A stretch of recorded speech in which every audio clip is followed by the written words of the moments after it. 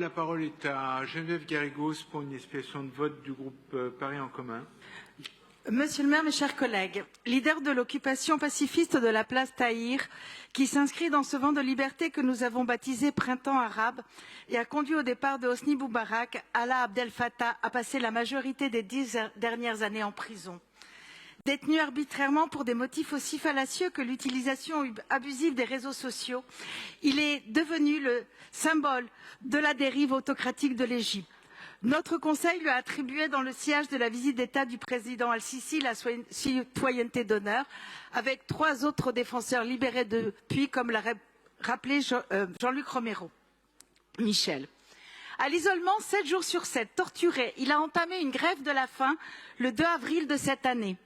Ses conditions de détention se sont améliorées, mais après près de 200 jours d'une alimentation essentiellement liquide, son état de santé est critique et sa famille est désormais très inquiète.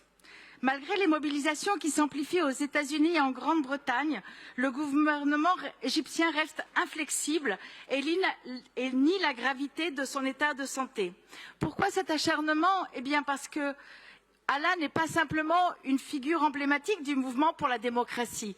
Comme le rappelait Raphaël Primé, lorsque les manifestations de Coptes sont réprimées dans le sang à Maspero, il défie Al-Sisi et va dans les morgues pour documenter le massacre et dénoncer le régime. Al-Sisi est rancunier, il ne le lui pardonne pas.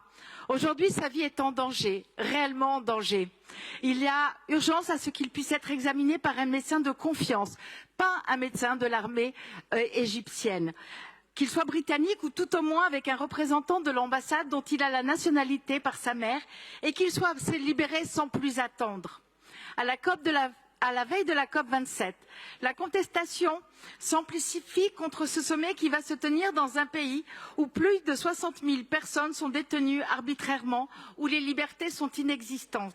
La famille d'Alaa nous appelle à l'aide, voyant dans la tension médiatique à l'occasion de la COP le dernier espoir qu'il puisse sortir en vie de prison.